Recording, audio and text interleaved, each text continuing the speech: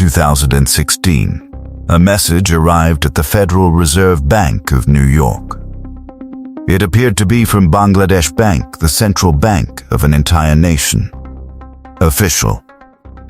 Correctly formatted, authenticated through the SWIFT interbank messaging system, the same secure protocol used to transfer money between 11,000 financial institutions worldwide.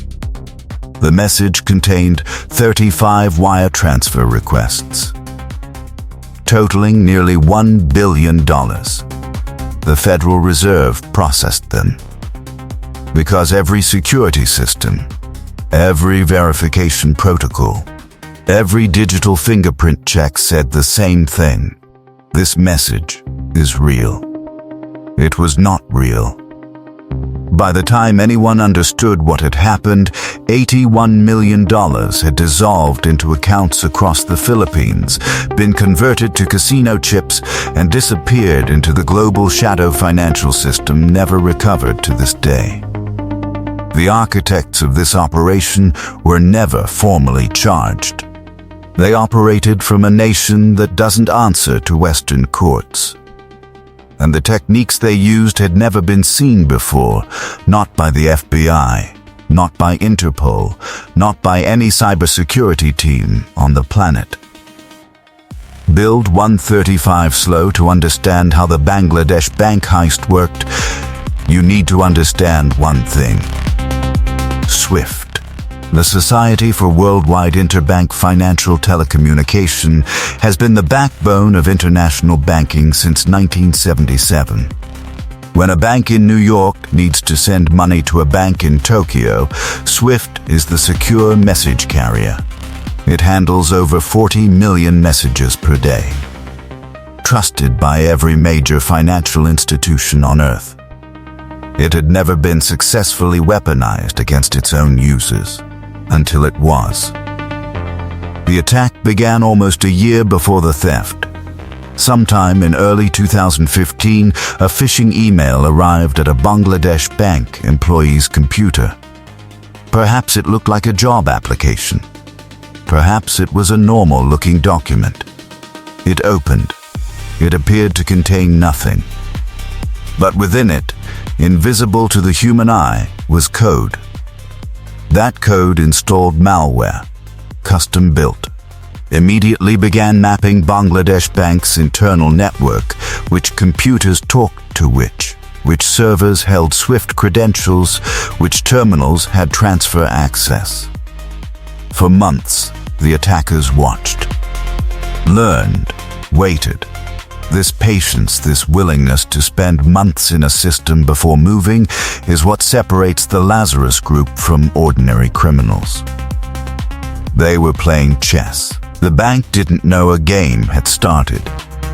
Rising action 5 flow 930 by late 2015, the attackers had exactly what they needed. Bangladesh Bank's SWIFT operator credentials. The login details for the system that transfers money between the world's banks. The precise keys to the precise door. The timing of the heist was engineered to perfection. February 4th and 5th, a Thursday and Friday in Bangladesh, meaning the local banks would be closed over the weekend before anyone could investigate. They also timed it for U.S. holiday schedules and the start of Chinese New Year in the Philippines, where the money was heading to maximize the delay window before any bank could respond. The 35 transfer requests were submitted. Most were held or rejected on procedural grounds, reducing the haul from nearly $1 billion to $81 million. But $81 million was already moving. Then, the moment that almost unraveled everything. One transfer request was addressed to a foundation, a spelling error. A routing bank in Germany flagged it, requested clarification from Bangladesh Bank. Bangladesh Bank couldn't respond. Their SWIFT transaction printers, the physical logs that recorded every transfer, had been disabled by the attackers' malware. The bank was blind. They had no record of what they'd sent, or to whom. Or how much? By the time staff manually reconstructed what had happened, the 81 million was in Philippines accounts, being withdrawn and converted to casino chips by intermediaries, and it was gone. Completely and permanently gone.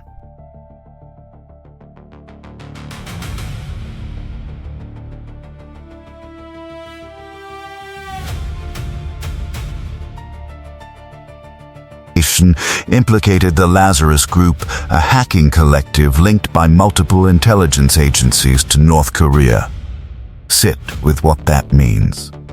A nation facing international sanctions and economic isolation with no access to normal financial markets may have directed a team of elite hackers to rob a central bank by infiltrating the global messaging system that all banks depend on.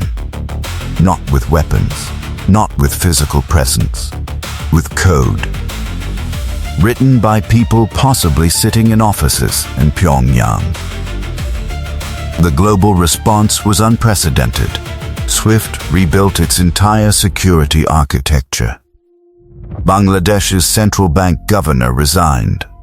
The Philippines implemented major anti-money laundering reforms. The FBI and multiple intelligence agencies issued joint advisories. And the people who actually wrote the malware, timed the transfers, and extracted the funds? North Korea does not extradite. As of this recording, no criminal charges have been filed in the jurisdiction where the architects of this operation likely operated. The $81 million has never been recovered. The full intended amount, nearly $1 billion, was stopped only by a spelling error in one transfer request and a German bank that asked a question. The most secure financial messaging system in the world was cracked by a phishing email. Heist didn't just steal $81 million. It proved that SWIFT, the trusted backbone of global banking, could be turned against the very institutions it was designed to serve. After 2016, every central bank in the world quietly audited its SWIFT implementation. The entire architecture of international money transfer was redesigned around this one attack.